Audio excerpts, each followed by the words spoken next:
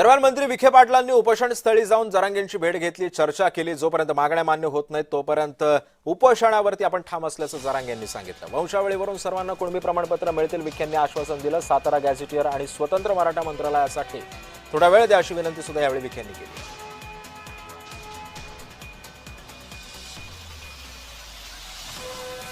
अभ्यासिकेचे paper बसत ठेवले होते पुढे स्थगित करा म्हणून तुमचा कधी सवलीत बसा। तो अभ्यास सगळ्यांची चर्चा झाली, मला बोलवा, मी परत उपलब्ध आहे आपल्यासाठी केव्हाही। आणि नंतर मग परत त्याच्यानंतर समजणार आहे तर मग आपलं पोषण उडी पडली, आपण काय अडचण नाही। एवढंच त्यासाठी आपण कशाला बसतो एवढं पाहिजे, अभ्यास सगळ्यांची चर्चा करण्यापुरतं सवलीत बसायचं विनंती आहे। एवढंच नाही ऐकणार, तुमचं पुढं सगळं ऐका बस का। मला गुण लागलं तर तुम्हाला चटके लागतील आणि कल्याण सगळं ऐका। पाटील साहेबाला आम्ही वैयक्तिक चर्चा करताना सुद्धा सांगितलं, मी उन्हात पुरवलं तर चटके तुम्हाला बसतील, लेकरांचं कल्याण समाजाचं, कारण ते हक्काचं आहे, कोणाच हिसकून नाही गेलो, ओबीसीला धक्का न लागता येईल।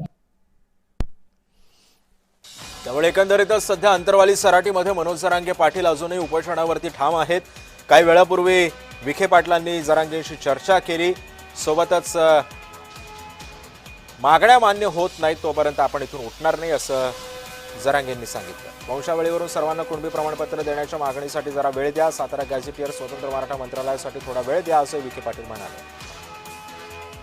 कारण विखेंच्या या सगळ्या आश्वासनाला जरांगे कशा पद्धतीने साथ देतात, उपोषण सुरू राहतं की उपोषण थंड होतं हे सुद्धा पाहणं महत्त्वाचं ठरणार आहे।